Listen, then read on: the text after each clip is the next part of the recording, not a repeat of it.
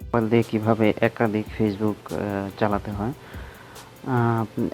একাধিক Facebook use করার জন্য প্রথমে আপনাকে আলাদা আলাদা সফটওয়্যার ইনস্টল করে নিতে হবে। যেমন আমি এখানে একটা ফেসবুক ইনস্টল করে রেখেছি। এটাতে একটা ফেসবুক আইডি লগ ইন করা। আবার এখানে ফেসবুক লাইট ইনস্টল করেছি, ফেসবুক লাইটে একটা ফেসবুক ইনস্টল করা। আবার এখানে আপনার এই গুগল ক্রোমে একটা ফেসবুক লগ ইন করেছি।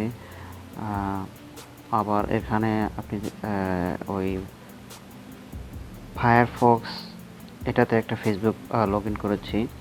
এভাবে আপনি চাইলে একসাথে অনেকগুলো ফেসবুক ইউজ করতে পারেন। তো এই সফটওয়্যারগুলো ইনস্টল করতে হলে প্রথমে আপনাকে প্লে স্টোরে যেতে হবে। প্লে স্টোরে যাওয়ার পরে আপনাকে এখানে সার্চ দিতে হবে ফেসবুক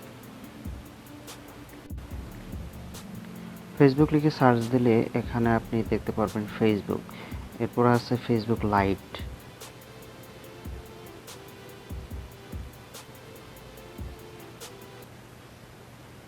ওকে, এরপরে আপনি চাইলে এখানে আমি যদি এখানে লিখি ব্রাউজার, BRO